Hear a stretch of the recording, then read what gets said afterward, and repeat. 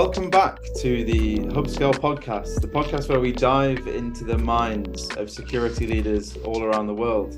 This week, we have a very special guest. We have Ellen Sundra, the Chief Customer Officer at Forescout. Ellen, lovely to meet you. It's a pleasure to meet you, Elliot.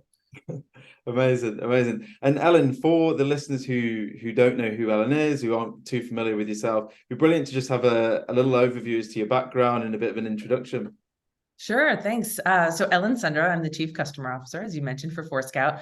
I'm based out of Washington, D.C., although coming to you today from London here for training.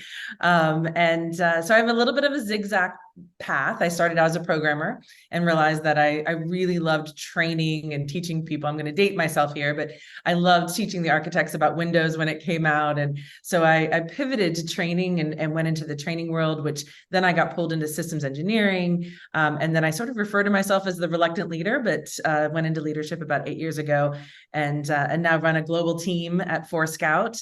And if you don't find me solving big cybersecurity problems, you'll find me on a basketball court or a volleyball court with one of my 3 teenagers that are very active. Amazing. And Ellen, you got such an interesting background, such an amazing background as well. I know you've been with Forescout for coming on to 14 years now, which I know in software or in cybersecurity is about 100 years in any other industry. So now you're really dating me, Elliot. But no, it's really interesting. And in terms of the podcast today, we're going to run through Ellen's path and Ellen's background, and I guess what it is that's made her so successful and be able to climb the ladder specifically within Forescout as well. Really diving into a little bit about building teams and specifically on the pre-sale side and customer success side, how do we build and maintain and sustain a successful global team? And then just running a little bit through into the customer journey as well. Ellen and I, we've spoken a couple of times about how customer success means 100 different things in 100 different companies. So it'd be really interesting to dive a little bit into that specifically from a Forescout perspective as well. So yeah, pleasure to have you, Ellen. Pleasure to have you in London as well. Yeah, I've enjoyed my stay. It's actually stayed very sunny, as you can see in the background. So thank you for that. Yeah. I can't say the same. I'm in Manchester, as I'm sure many of the listeners know. And I think the last 2 months since we've been back from America, it's categorically rained every single day. So I'm jealous of you being down in London. It's crazy how the temperature and the weather changes so much over a 2-hour train journey. But no, yeah, great to have you on. Thank you. Amazing. And I guess so just diving into your background, I know you mentioned that you started off in design. You actually worked for iPass for an 11.5-year stint in 1998 through to 2010, and then obviously moved on to join Forescout in 2010. I guess predating and rolling back the clock a little bit before the Forescout days and around iPass, as mentioned, you've been there for about 11 or so years. What was it that took you into that business? And I guess what were the biggest lessons that you learned throughout that experience? Yeah. So as I mentioned, I loved the training aspect of it. I found myself sitting down and liking go through how things work and teaching people and seeing them, oh gosh, computers aren't that difficult.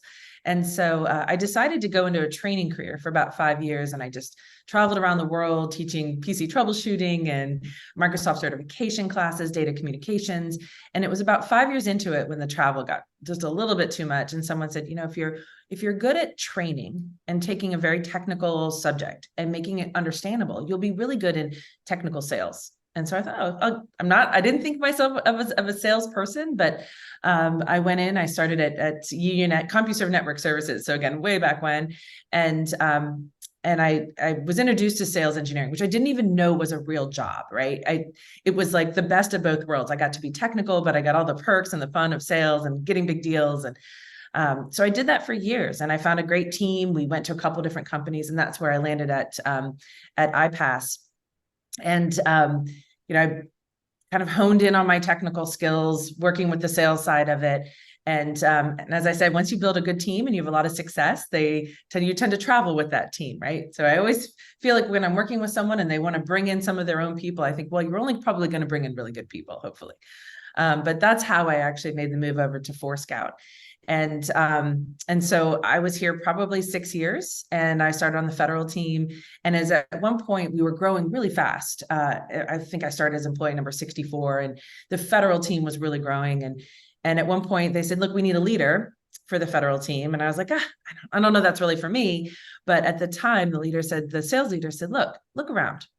Every SE that's here is someone you brought in. It's your colleagues, it's your partners, it's your customers that you recruited to come into Forescout and sell Forescout.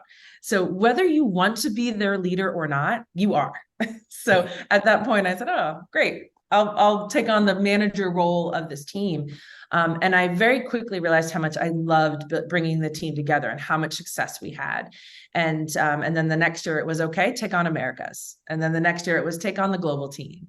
And then 2 years ago, when we went private, the CEO said, look, we need one person that really understands the customer base. And Ellen's been here a long time. She sold a lot of these customers. Why don't we have her take on this chief customer officer role, which now it includes the SE team, the services, support, and customer. We built out the customer success team. So really anyone technical that talks to the customer is part of my umbrella.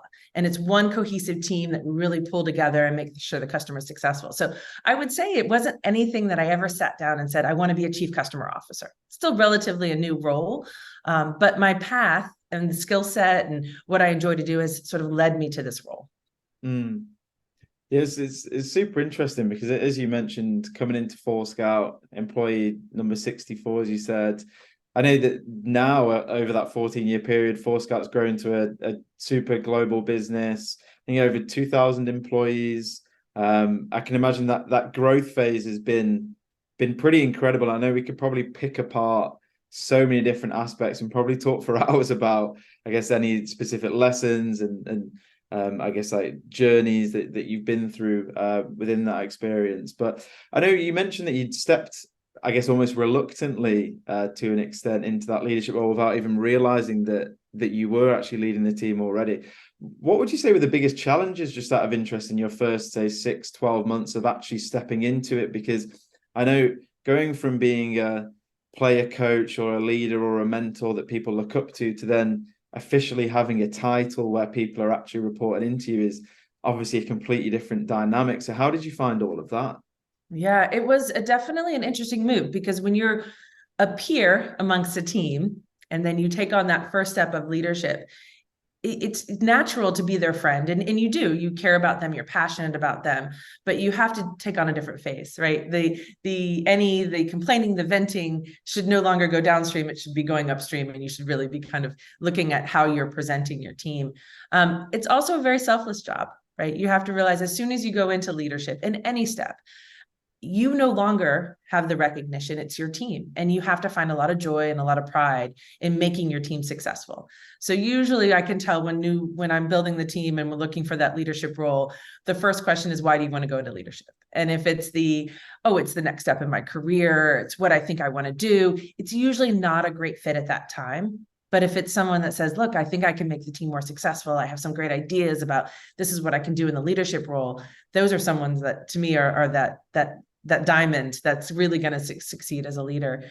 So we really, I think the team, for me personally, I would say, don't ever set your path so set in stone that you are blind to all the other opportunities out there. Because I do think there's some roles when you're going through college, for those that are entering into the field, when you're going through college, there's a lot of jobs that nobody ever talks about when you're in school, right? When you're going through, I majored in computer science because it was really early on and it was like one major. No one talked about all the different roles. You just think, oh, programming, that's just where I'm going to go. And now there's this wide range and there's great skill sets that can be combined. So if you have good personal skills and you like talking to people and you're good on the technical side, there is a whole bevy of jobs that you can do. It doesn't just have to be sitting behind a desk on a keyboard. So I think it's keeping your mind open. It's finding the right skill sets. For me, building the team, diversity was so important, not just cultural and gender diversity, but experience, backgrounds, and bringing different people together to build a strong team. Yeah. No, it's super. I think that transition into leadership is so interesting because you're now not the most important person in your career. You have to have that you completely have to do a 180, don't you, in terms of like almost motivations. Obviously, as an individual contributor, you love to see the team do well and you love to see your peers do well, but fundamentally 99% of individual contributors are focusing on what they're doing and how can they be successful to help the team or help themselves. Whereas when you go into leadership, it's the complete opposite, isn't it? It's not, I want this team to do well for me. It's, I want this team to do well for them, and I want to support them in every way that I can in order to enable them to achieve their potential. So it's so interesting how you have to change that mindset. And I'll take it one step further. One thing I also learned was that bringing someone to a leadership role is they can be successful, doesn't necessarily mean that they're then successful managing managers. So I think people think, oh, once I get into leadership, it's a natural progression to move up to maybe a director level and have some managers underneath me. But the way you manage managers is very different than managing individual contributors.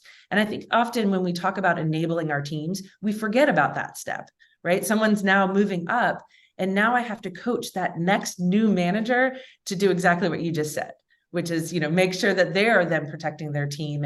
And a lot of times what I've seen is when you move up a level, that new leader doesn't want to lose the connection to the individual contributors, but sometimes can undermine those middle managers. So you really have to think about this new role as you move up and how you're building the team of leaders underneath you.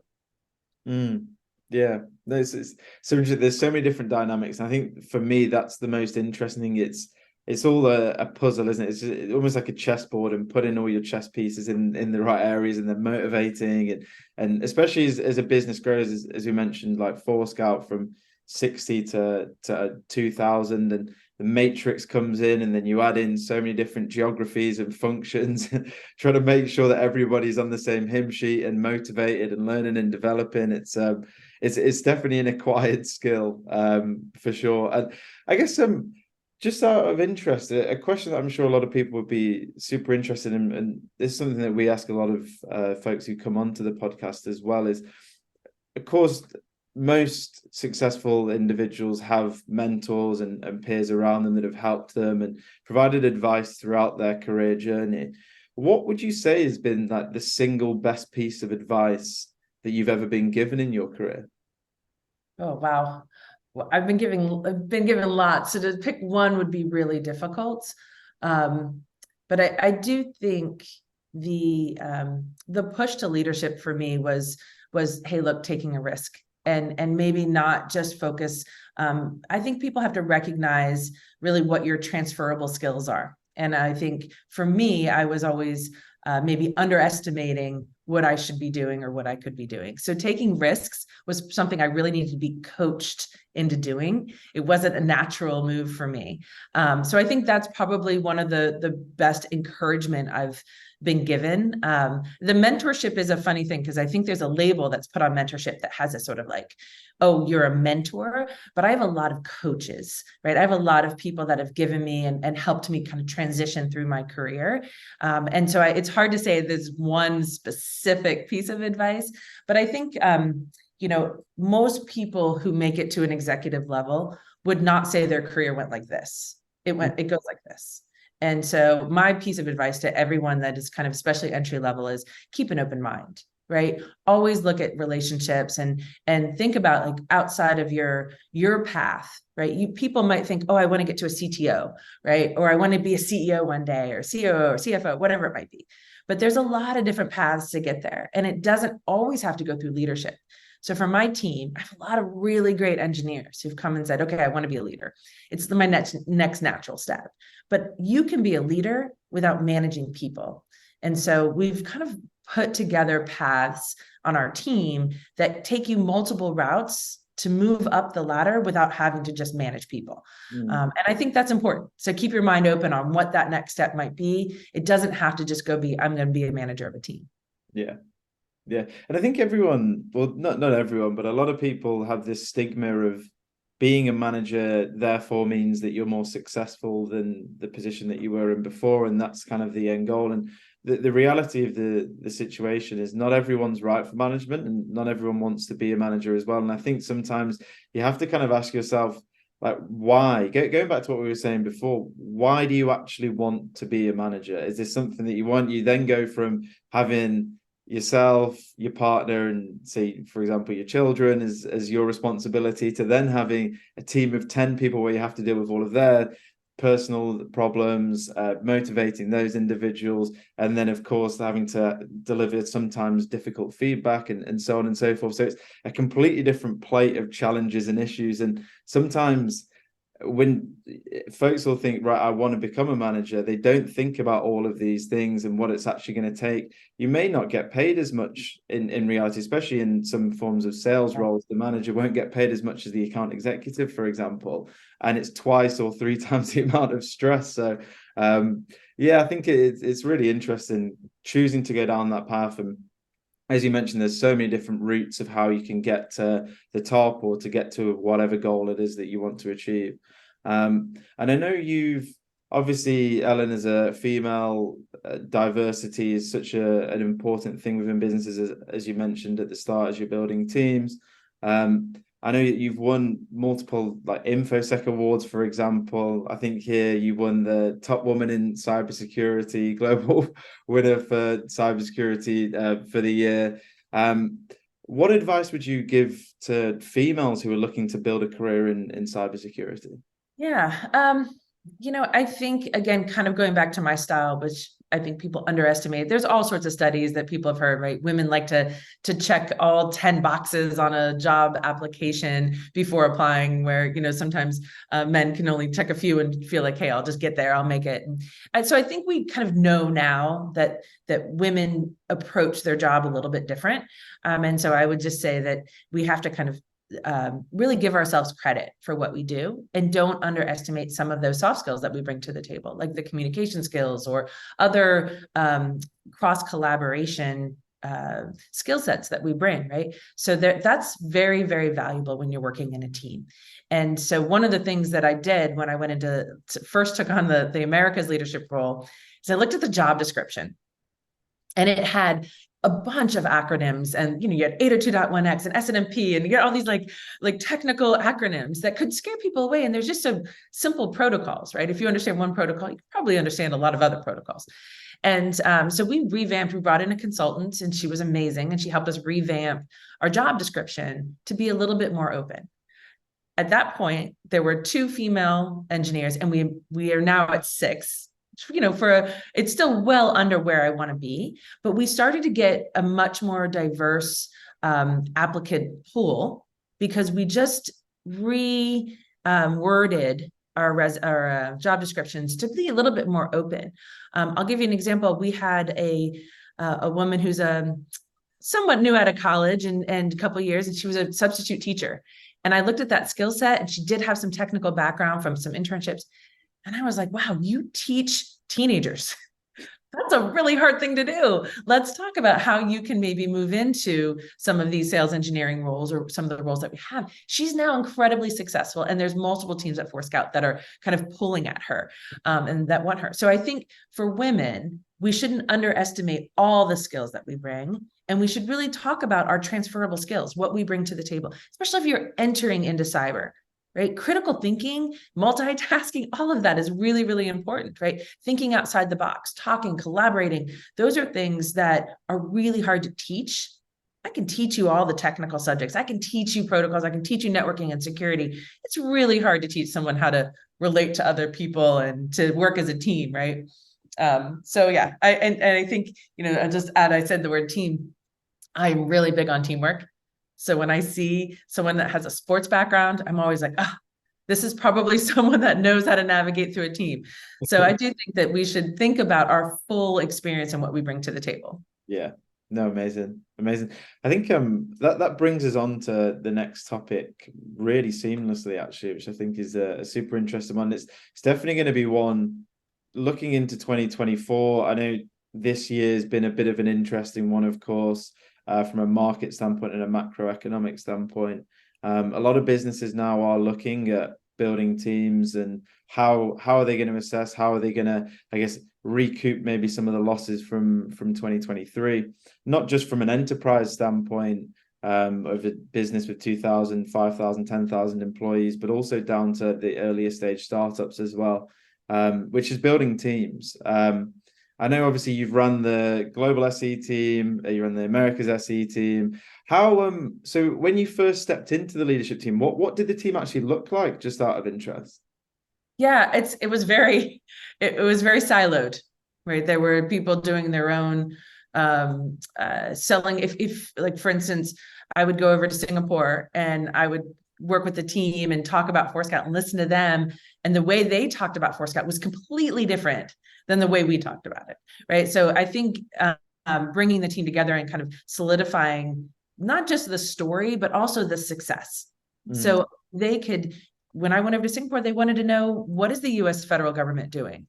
How are they solving the cybersecurity problems? So being able to share stories of success across those teams was really important. And that naturally kind of brought those silos together. Yeah.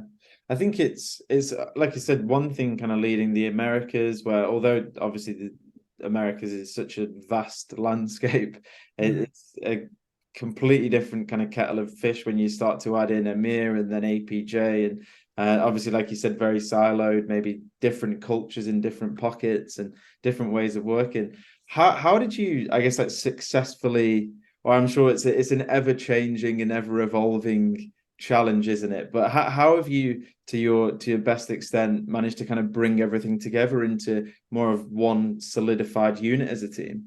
Yeah. So when I came over and took over the chief customer role, it was more than just the SE team, right? Which had some commonalities. It was also pulling in the global teams of services, support, and then building that customer success. And at the time, the CEO that was here, he was very keen on globalization. This was like his word, that we were like, globalization, right? It's not a new term, but it does explain or at least give us some direction on what we had to do to bring these teams together. And it was think globally, act locally. So 80% of what we built was for the global organization, but 20% really had to be, how does this translate into those local teams, right? Those local customers. And so we had to think like, hey, when we're in APJ, they buy differently. The partners, that relationship, it's different. And so we really had to stop and think, I'm going to give you a program, but how are we going to customize it for your individual regions? So we manage it globally, but we customize it locally. Globalization. I love it. It's something that we still push today. And it's something that I think about when I talk to all these teams. Like, I can't come in as an American and assume that I know what you need in Taiwan, right? Or what you need in Australia. And so, so we really value that 20% and what they need. And when they come and ask for it, we make sure that we, at least prioritize for their region to make sure that we can support them and their needs. Yeah. Yeah, I think globally is definitely something that we can make that the term for 2024 then, can't we, moving forward? It's got a good ring to it. But no, I completely agree. We see this quite a lot with even with earlier stage startups. So they're doing very well in Americas. They want to expand into EMEA, for example, as the natural next step. You can't just copy and paste the same strategy into Europe and assume that it's just going to work seamlessly. It's just not how it works. So every different go-to-market, every different customer in different geographies, different regions. Yeah, it's really interesting how you put it that way. And yeah, I'm sure from many years of experience within Forescout, you've kind of seen how you can kind of make that more successful as you build as well. And I know just from our previous conversations, I know you mentioned that as you were building the team, one of the key things that really stood out about Forescout's team was you mentioned that you had nobody leave within a 4-year period. Is that correct? Which it is. So one, I can't take full credit because I did get to inherit the team from the former leader, and he did an amazing job at building a foundation. But as we were building, at one point, we started to look around. We said, "Wow, it's the average tenure here was over 4 years for SEs." Which in the tech world, I mean, if you can get someone to say 2 years, some success there, right? So to have the tenure closer to 4.5 years was impressive. And we started to look through, and we realized that there were engineers who moved within the company, and of course ones that there were some involuntary departures, but there was no one who resigned. People loved the team. Even now, being with this SE team, we gave out some awards, and the number of people who have been here 10 years, is really impressive. And I think there's a couple things when you have an engineering team that really drives that sort of longevity in their career. And that is one, you have to keep them interested. Engineers money's always important, but having cool tech or something they feel like they could really dig in and something that's powerful and they're solving problems. I mean, that's something with Forescout is that rarely, one of the things we say is rarely do we have to say no, because the product is really, really powerful and it can do a lot of different things, good and bad, because it does mean that it can do so much that you really need expertise to really kind of make it just sing. And so engineers that are here just love the tool and they're very passionate about Forescout. So when you find something like that and it touches everything in the customer's environment. So we are constantly teaching the engineers about other third-party tools. So they're learning about other tech, right? We've had multiple acquisitions, I think 3 or 4 since I've been here, of tech coming in. So now they're learning about operational technology, right? And they're learning about medical devices. And so there's an opportunity to continue to learn. And as long as the engineers are constantly learning and we're constantly training and they're in a good, healthy environment that they feel supported, they don't want to leave. And I think one of the things that I see here in this training that I'm in this week in London is that the teamwork, this is something we were very, very conscious about. When I took over Americas, I mentioned changing the resumes. One of the things that we did was we said, look, we have a team full of really, really strong network engineers. They know switching, routing, they're really good because that's what the job description had. I said resume, but job description. What we did was we made it a little bit more open. And we started saying, let's hire the next person to be a security engineer and might not have a strong networking background, but they'll add to the team. And then we added somebody, which is really outside the box, but we added a programmer, somebody who could script just like a wizard. He was so great. And the thing is, he didn't know networking and security. By the way, he's still here after 8 years. But he would go and ask someone a question about networking and 10 people would respond because everyone wanted to be on his good side. Because if they needed a script written or they needed something on the background, they would go right to Andy. Right. So it just built this like team where people wanted to help each other out because there was such a diverse background that they knew they could go to that person and ask for a favor in the future. So I think that's what happened. And it's very rare in the technical world to have that type of bond across the team. So when we stopped and realized when we were looking at tenure, we realized, oh my gosh, nobody has resigned in 4 years. That was pretty incredible. So you have to imagine when that first person resigned, yes, I gave them a really, really hard time. I wrote them off. They're dead to me. Yeah, well, shout out to Andy as well if you listen. Yeah. He's still here. No, it's amazing.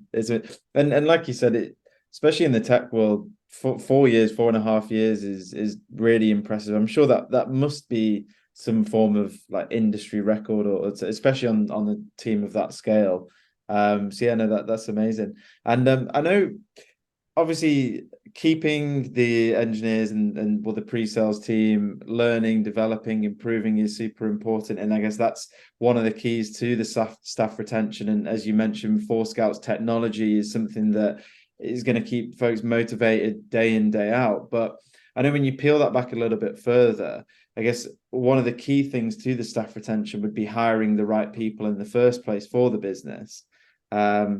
Be interesting to understand when you are hiring. I know we've spoken about kind of revamping the job descriptions and looking for unique backgrounds, but are there any like specific, I guess, common denominators of a background or of characteristics that you'll look for when you do hire? Yeah, it's soft skills first, right? I can't teach personality. I can't teach teamwork, that collaboration that I mentioned in the beginning.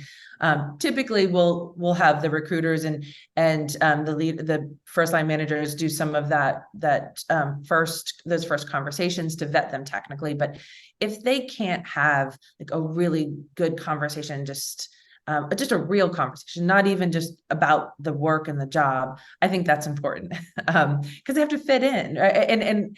And it's interesting because I'm usually careful. I don't want you to fit in because you're like everyone else. I want you to contribute to the team, right? I want you to add to the team. And those soft skills are important. So it's one of the things we say all the time is that, we can teach you the technical, we can't teach you the personality, we can't teach you the soft skills. So I would say there's no wavering on that. I need someone that's going to work with the team. And obviously, so I have a wide range, but everyone on my team talks to the customer at some point in time. So those soft skills and communicating and really understanding what is making that customer successful, understanding their pain points, that's really important. Whether you're the SE having that first conversation and setting expectations, or whether you're the one delivering it on the services team, or you're the one taking that break fix call on the support team. Like, you're working with the customer and you have to have that compassion and empathy of what they're going through. Yes, so interesting. And I know, as you mentioned, when you stepped into the chief customer role, you kind of bring in more functions and more teams, and being able to knit everybody together and everybody singing off the same hymn sheets, a really interesting skill to achieve. And it looks like that's kind of what you have managed to achieve in 4Scouts. So yeah, it's really, really impressive. We're still working. We're not quite there, but we're still working on it. Is it always it's just an ever evolving skill, isn't it? I don't think, because it's crazy, isn't it, how within the business world, 1 week or 1 quarter, everyone can be on top of the world. And then I guess if you become complacent and maybe take your eye off the ball, it can so easily turn, can't it? Especially at a team of that scale as well. Yeah, for sure. There's certain just empathy that we've built between the teams that I feel really strong about. I have no tolerance for the support isn't, any complaint around support, because they have a really hard job. And by the way, that customer started in the SE side, and that we set expectations. So my team hears a lot around customer readiness, right? We talk about on the front end. Look, sales engineer, I want you to go sell that job at that deal. And I want you to bring in that customer, but we have to set them up for success in post-sales. And so building that sort of empathy across the team, because if you're going to have anything negative to say about anything that happens on the post-sale side, you better take responsibility on the expectations that were set on the front. And so really there's accountability across the team, but then empathy, like they have to deal with some really hard things, right? And by the way, support people, that SE worked really, really hard to get that deal. Right? They worked long hours. They traveled a lot. They had to get in front of the customer. They had to solve a lot of problems. So building empathy across the teams and making sure we understand each other's jobs and how we impact each other is so important. And then ultimately, it's what's best for the customer, because we're working together to make them successful. So definitely customer readiness, prepared, and then that knowledge transfer from team to team to team is really important for us. Yeah. And ensuring that the team has the same set of values as well, as you mentioned, customer first. No, it's so interesting. And again, brings us on to a really cool topic as well, which is that customer journey. As we mentioned at the start, customer success means so many different things within every different organization. Customers always come of different shapes and sizes and verticals, etc. What do you think it is, or how do you think is the best way to keep customers happy within that global landscape? Yeah, and for 4Scout, we have 3,000 customers. So looking at our customers in different segments and how we respond to them and what we offer to them, it does have to be adjusted, right? We have large companies that have millions. We have the US federal government, right? It has millions and millions of endpoints that we have to manage, and their deployment is going to be very different than that smaller organization that might have high compliance, maybe a smaller bank or someone that has compliance and audit restrictions or requirements. We have to kind of adjust, right? So building a team and a model that can respond to the large customer and the small customers has been really difficult. But I do think we look at that customer journey. What does the customer need? Some consistency, the technical resources. As I mentioned, for any customer, setting them up for success from that very first conversation and making sure that they understand what we need from them to make them successful is most important. I like to say things like, before we take their money, we have to make sure that they know exactly what they need. Of course, it's sales, right? So we want to make sure there's a balance there, but it is really important that we set them up and they know, okay, it's really hard to get the networking team and security team together in the same room, but we need that. in order to make you more secure, right, make you successful, we need some collaboration between those teams. So I think that's been a big thing for us. Obviously, we have a large customer base that bought us 10 years ago. And so now it's making sure that their deployment has progressed, right? And they are getting value out of it. And so it's just applying the right resources to those customers. Yeah. Yeah. And I think even, I guess, going back to that collaboration piece as well, I think one of the interesting topics that I think everyone's trying to work out and solve themselves is, I know you mentioned the specific functions that are now reporting up into you, but even when we look outside of that, how do we make sure that the sales reps are working in tandem with the customer team to make sure that customers are happy, that we get the right deals, but that we get the right level of service? I know you mentioned from like the SE standpoint all the way through to 10 years later, for example. How do you think that all works in terms of getting the actual frontline sales team to work closely with the customer success team?